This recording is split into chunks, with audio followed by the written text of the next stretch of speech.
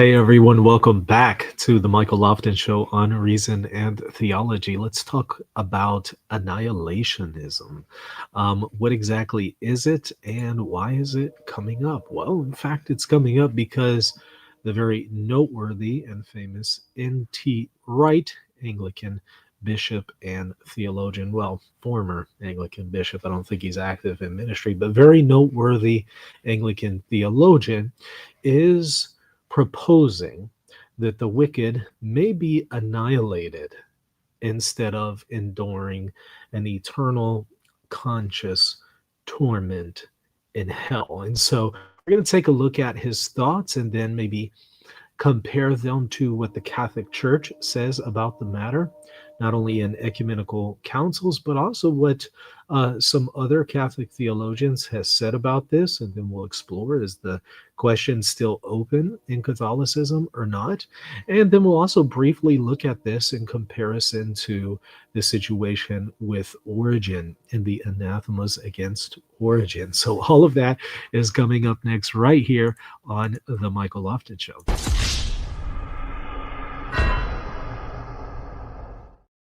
So if you haven't already, go ahead and hit the subscribe button and the like button. I would truly appreciate your support for this channel. If you appreciate and have benefited from the content on this show.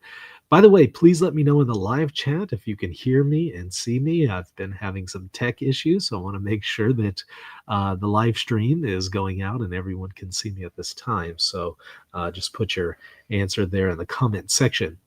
All right, what I want to do is share my screen and show you what N.T. Wright is saying about the question of hell and whether or not some people will be annihilated or cease to exist at the end, at some point in the lake of fire. So let's take a look and see what he is saying. And of course, let me know if there's any difficulty in hearing what he is saying. So I'm going to go ahead and share my screen, enable the audio, and let's go ahead and dive in. When you look at the other end of the scale and look at people who systematically corrupt, deface, distort, destroy other human beings, other countries by their political actions, um, uh, communities of people, including Christians, because they behave in such a way that it turns people away from the faith, etc. When you look at people like that and say, is God going to say at the end of the day, well, okay, never mind, I love you all anyway? Then I find that very difficult to believe. Now, the danger with that is that I then sit on my high horse and become judgmental and say, well, I know I'm okay, but obviously Adolf Hitler isn't. Well, we choose the easy examples to fire off our salvos at. But it does seem to me that when people initiate or collude with um, thoroughly wicked, dehumanizing public or private behavior, I think I want to say they are in effect spitting in the face of the good creator, of God himself, and saying, yeah, maybe you did make this world like this, but I don't care. I'm just going to go my own way, and you can sort that out. And I think, as C.S. Lewis said once, there are only two sorts of people: those who ultimately say to God, your will be done, and those to whom God will at the last say, your will be done. Now, how that great divide falls out, it's really quite difficult to see. There are times in the New Testament when we can see people turning very definitely away from God, away from Jesus, and Jesus appears to be saying they are on the way to final loss. Now, I mean, Judas would be the obvious example when Jesus says it would be better for that man if he'd never been born. Now, he could hardly say that if he knew that Judas was going to spend all eternity rejoicing in the presence of God. It really implies that Judas is not among those. But what does that final loss look like? Here, our medieval imagery of hell really doesn't help, where I know many people in America, particularly these days, but in other parts of the world as well, are brought up thinking that believing in Christianity means believing in heaven and hell, that you either go to heaven or you go to hell. And I've spent much of my life arguing it's not what the New Testament says. New Testament is about new creation. And then the antithesis of new creation is to lose out, to miss out, not to be part of the new world which God is making. And from one point of view, the best way of talking about that is destruction or death, so that there is a sense in which the theological position known as annihilationism has something going for it, that when people ultimately turn away from God and say, I do not want anything to do with you, whether explicitly or by implication through what they do, then that person simply ceases ultimately to exist. Or we could say, and I've tried to argue this here and there, they cease to exist as an image bearing human being. They're saying, in effect, I no longer want to be somebody who is called to reflect God's wisdom into the world and reflect the praises of the world back to God. I just don't want to be that sort of creature anymore. And it's Mm. possible that they might then be told, you are still a creature, you are still existing in some way or other, but you are no longer an image bearer. Wow. Okay. So there's a lot going on there. It's a fascinating proposal that he's putting forward there, and it actually looks like he's not limiting himself to just one option. He did say that perhaps it's the case that one is annihilated, they would just cease to exist at some point. Um, and so this wouldn't be a denial of hell. It would be, however, a denial of the eternality of hell, or at least their experience of the eternality of hell, if one goes that route. But it sounds like he wasn't entirely committed to that. He also said that he's argued elsewhere for they would cease to be image bearers, which itself is going to be disputed as to what exactly this means to be an image bearer, and what would it look like to cease to be an image bearer but to still exist um, in the lake of fire. I don't know if that really solves the issue, the idea of ceasing to be an image bearer. I don't think that really satisfies anybody's concerns, because the people who want to promote annihilationism, the ultimate concern is that how could God allow this person to be eternally tormented for a finite sin? And there's a lot of responses to that, but I think that's the concern that the annihilationist crowd has. And I don't see how the solution of them ceasing to be an image bearer solves that ultimate concern. What would solve it, obviously, for the annihilationist crowd is for a person to just cease to exist, period. Which is, again, what annihilationism traditionally has been understood to be. So yeah, I'm a little confused. I would maybe need a little bit more clarity on what he means by ceasing to be an image bearer. I don't have a lot of clarity on what that means, but the other proposal that he has on a person just simply ceasing to exist, I know exactly what he means by that. Now, what does the Catholic Church teach about this? Has it ever weighed in on the question, is there a definitive judgment? Can one still hold to this? They are topics worth exploring and considering. Um, I want to show you something that I've spoken about before on some shows, but it's been a while, and I think it's relevant. This is the Fourth Lateran Council held in the year 1215. This is an ecumenical council in the Catholic Church post-schism. So it's not one that Eastern Orthodox hold to, but it is a council that all Catholics in good standing hold to. And if you look at the first part, there is the confession of faith. And so here the council puts forward a profession or a confession of what the council fathers believe as core and central to the Catholic faith. And if you look at it, it says, if we scroll down just a little bit, let me go to the relevant part. After discussing a profession of faith in God, in the attributes of God, in the Trinity, there is then a confession of what will happen in the eschaton, so eschatological statements. And notice what it says here. He will come at the end of time to judge the living and the dead, to render to every person according to his works, both to the reprobate and to the elect. So here there's the notion that some people are reprobated, um, and some people are elected unto salvation.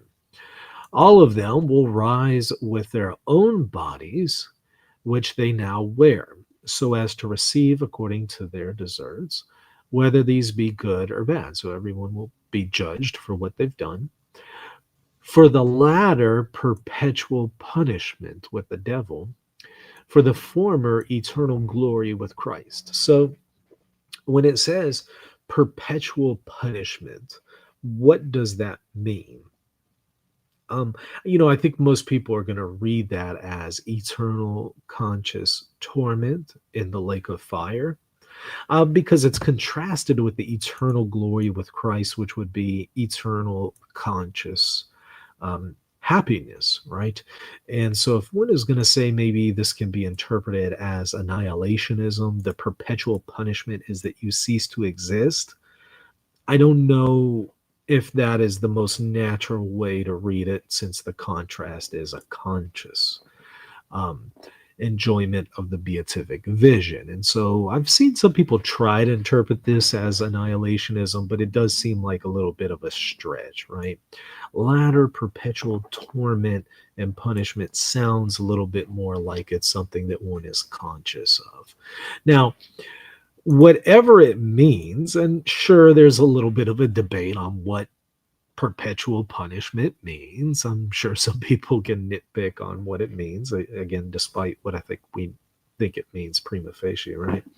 Um, the proposition itself is put forward by an ecumenical council at a confession of faith, which I think would be a definitive judgment, right? I mean, I don't think that this is some kind of reformable doctrine that the council is intending to propose, since it's putting it forward in a confession of faith, which is something that everyone, if they want to be in good standing with the church, has to profess. And so I think everybody who wants to be in good standing with the Catholic Church has to confess that for those who have done evil, there will be a perpetual punishment. But again, the nature of that, some people are going to debate. Now, fascinatingly, uh, Jacques Maritain, have you ever heard of him? This was a philosopher who died in 1973, philosopher and theologian, who was a Catholic, died in good standing and communion with the church. And Paul the Sixth, Pope Paul the Sixth, looked to him for guidance. In fact, his Wikipedia article page notes Pope Paul the Sixth presented his message to men of thought and science at the close of Vatican II to Maritain, his longtime friend and mentor. So this was a mentor to the Pope. The Pope considered making him a lay cardinal, and he would have been made a lay cardinal. That would be a cardinal who's not ordained, who's not a deacon, who's not a priest, who's not a bishop, but a layman who's also a cardinal. But he rejected it. He decided not to accept that honor from the Pope. So the Pope would have made him a lay cardinal. He just rejected. Very influential Catholic theologian and philosopher, as you can imagine. He has an interesting theory that he put forward towards the end of his life, and he's well aware of the Fourth Lateran Council, what it teaches there about perpetual punishment, but I suspect he would read it in a way that is maybe consistent with what he proposes here, which is certainly a very, I don't know, interesting, let's just say, perspective that he puts forward.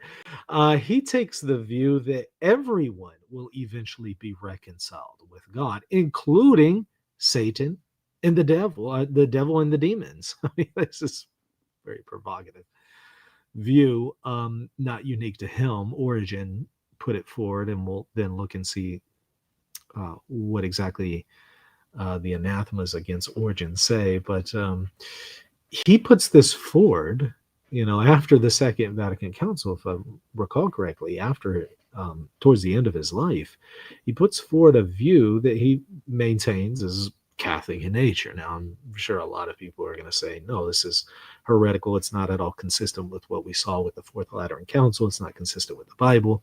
It's not consistent with what saints have said in various visions, what the Virgin Mary has said in various appearances. And so a lot of people will just reject it. He, in his mind, at the very least, could somehow reconcile it all. Here's his view that he put forward.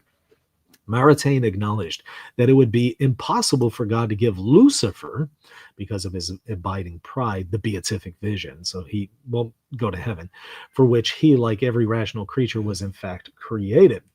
So Maritain proposed something less heinous than hell, but still something apparently compatible with God's goodness and justice.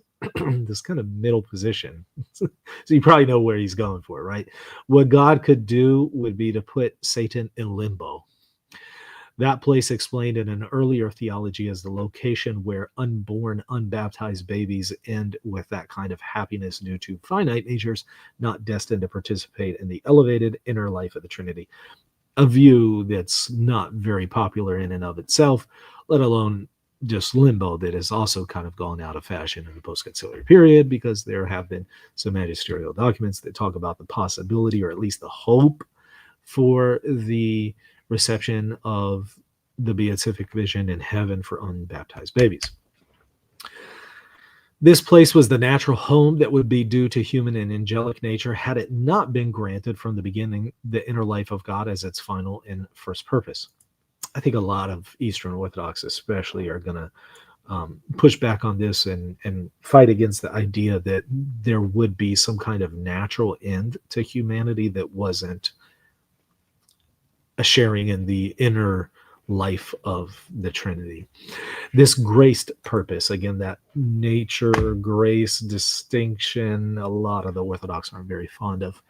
This graced purpose, however, seemed to need for its accomplishment the active power of free choice in lieu of baptism. Since this choice was lacking in the case of Lucifer, limbo was proposed as a reasonable solution to what appeared to be an insoluble dilemma, the apparent conflict between God's justice and his mercy.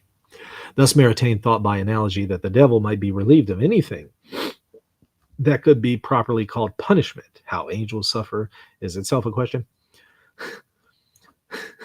I heard when priests jokingly say that maybe they're forced to listen to rap for all eternity. I guess he doesn't like rap. uh, he says, how can an angel suffer, right? They have to listen to bad music. I don't know. For me, they would have to listen to country western music. Anyways, okay. That would be hell for me. He would be restored to that natural state of good angels, were they not offered the beatific vision, which in itself was not due either to their nature or to their human nature. Maritain conceived this position out of a spirit that was uncomfortable with the notion of eternal punishment and its supposed dampening of the good name of God's mercy. Maritain, of course, only offered this unusual position as a sort of musing or speculative a position. He would not have been surprised if he were wrong, but still he felt it would be nice perhaps if God could loosen up a bit with regard to the devil's final condition of eternal punishment and deprivation of the beatific vision. So he was promoting a position that was kind of rehabilitating Satan in the end and putting him in limbo. You know, Satan would eventually realize he was wrong, would repent, and wouldn't be granted the beatific vision, but would be in this limbo state where he's not being eternally punished, but he's also not receiving the grace of the beatific vision. Again, how that even matches up with the Fourth Lateran Council that we saw there, I don't know how anybody can make that work. But I suspect, someone brilliant like him, much more brilliant than I am, I suspect he had his ways of trying to make it work. And perhaps he argued that the Fourth Lateran Council's proposition there isn't infallible, isn't definitive, or perhaps he thought that the language there was, flexible enough to be reconciled with this unique position. Personally, I don't see how to square that circle. To me, it looks like a contradiction. I don't know how to make that work with what the council said, so I don't see how one could argue it. But again, there are a lot of more brilliant people out there who might be able to make an attempt to make it work. To me, it seems like the most natural reading of what Fourth Lateran Council is saying there would be the eternal conscious torment position. And I don't see how to argue that this would be a reformable doctrine in nature. So I understand why a lot of people kind of want to take that annihilationism position. I totally get it. But I guess I just don't see how to make that work with the Bible, with what this ecumenical council teaches. Now, I do want to briefly talk about the question of Origen, which is somewhat related. Now, Origen did not weigh in on the question of annihilationism, like specifically to my knowledge. Um, he actually proposed an eternal reconciliation position that everyone will be reconciled to God at some point, including the devil and the fallen angels. And there were some anathemas against him. Um, that were appended to the Fifth Ecumenical Council. And so that view really fell out of popularity after that. Up until the 6th century, you can find some people holding to this position. I won't say it was a very popular view, but it was certainly there, and there are some saints who held to the view that everyone would be reconciled to God at some point. Um, there are some church fathers that held to that. Um, but it started to become very unpopular after these anathemas against Origen, condemning this notion that everyone will be reconciled. And again, it comes from an anathema, 15 anathemas against Origen and his followers. And it's appended to the Fifth Ecumenical Council, but it actually wasn't by the Fifth Ecumenical Council. More on that in a moment, but here's the anathema, Canon 1. If anyone asserts that fabulous preexistence of souls and shall assert the monstrous restoration which follows from it, let him be anathema. This is condemning the idea that souls preexisted and that they would eventually be reconciled to God. Is it condemning all forms of ultimate reconciliation? No, because it's condemning the specific type that is about the preexistence of souls. But if you weren't to assert the pre-existence of souls, is it then refuting that view that these souls would be reconciled? No, technically not. Although I'm sure these same uh, individuals would have condemned that view as well. But for them, they're targeting specifically the idea that these pre-existing souls would be reconciled with God at some point. And again, a lot of people think that this is part of the Fifth Ecumenical Council. It's not. This was done about 10 years prior to the Ecumenical Council. It was just simply a local synod and in Constantinople by Justinian. And you do have the Fifth Ecumenical Council condemning Origen and his followers, but they don't explicitly confirm these canons. But what happened was these canons got added to the Fifth Ecumenical Council in later canonical lists. Not the first time we've seen this in church history, where you have some canons added to an ecumenical council that the ecumenical council never weighed in on. We see that with the Sixth Ecumenical Council and Trullo, for example. So technically, this is not the Fifth Ecumenical Council. The fathers of the council had nothing really to do with this. And so some people would push back against these if you ever try to bring it up in this discussion. So maybe be aware of that, because some people would say they're not authoritative because they never actually received that ecumenical support. So I bring it up for that reason. But again, in conclusion, my thoughts on the matter here is I don't see how the idea of ultimate reconciliation or annihilationism are compatible with what we see there from the Fourth Lateran Council. Therefore, I don't see how someone could argue for that from the Catholic perspective. I think in Protestantism, the question is open because you don't have that kind of magisterium that is weighed in on the question. I think in Eastern Orthodoxy, there's a lot of Orthodox bishops like Metropolitan Callistus Ware, the late Metropolitan Callistus Ware, who I had the pleasure to interview at one point. He argued for some form of reconciliation, I believe, or at least the possibility for it. There's some Orthodox who want to rehabilitate Origen and kind of hold to that ultimate reconciliation view. Others are very much opposed to it. They say that's inadmissible, it's heretical, and so there's some strong feelings, and among the Eastern Orthodox on the question. And the fact of the matter, however, is, it doesn't appear that there's something analogous to the Fourth Lateran Council definitively settling the question in Eastern Orthodoxy. And so you might, or at least some Orthodox, argue it's still kind of an open question. Again, others are very much opposed to that. But from the Catholic perspective, again, I just don't see how one can make that work with the language that we're seeing here from the Fourth Lateran Council. Then again, I'm not as creative as some people are. Uh, and I'm also not as knowledgeable as some people are who hold to that view of annihilationism or ultimate reconciliation, any one of those views. I'm sure there are some creative ways in which they would attempt to reconcile this with their perspective. But anyways, I just wanted to bring this to your attention, weigh in on the question, and say it is certainly a fascinating topic, and I am a little surprised to see NT Wright exploring that, but maybe I shouldn't be. I mean, we saw him recently allowing for abortion in some cases, if I recall correctly, and saying some pretty questionable things about the resurrection. And so maybe I shouldn't be surprised he's exploring the question. Anyways, I would love to hear from y'all and hear your thoughts on the matter, hear you weigh in on it. Make sure to put your thoughts there in the comment section and hit the like button and hit the subscribe button. That's going to do it for now. We'll see you later. God bless.